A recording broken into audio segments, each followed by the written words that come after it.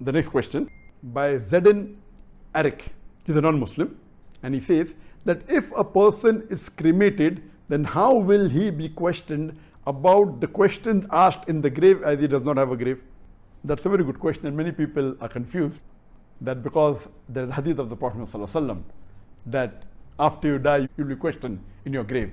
And there's also mention of the azab, the punishment in the grave. And it also says that the people who are buried, they'll be questioned.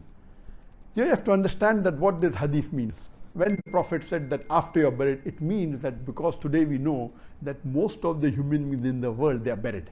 The Christians, the Muslims, majority of the human beings in the world today, if you do a survey, they are buried. Less people are cremated, some are given to the vultures. When this statement is made, it is mainly meaning after you die, you'll be questioned. If you're buried, it's in the grave. If not, wherever you are. That doesn't mean that if you're not buried, you will not be questioned. There are chances that maybe wild animals may kill you and you don't get buried. There are chances you'll drown. Does that mean you won't be questioned? No. Because for questioning, two things are required: the soul and the body. The body, if you realize, even when you're buried, it gets disintegrated. It gets merged into the earth. So the main concept is that if Allah can resurrect you on the day of judgment, why can't He yet, whether you have a body or not, whether you're buried or whether you're drowned, whether you're cremated, Allah can yet, if He wants to give you pain, wants to give you punishment. As Allah says that in the Quran, chapter number 75, verse number 3, that if those people who think that Allah cannot resurrect them on the day of judgment, how can Allah reassemble our bones on the day of judgment?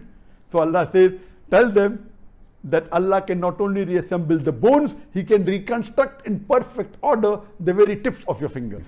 Talking about fingerprints, Allah can even get your fingerprints, which is not even identical in a million people.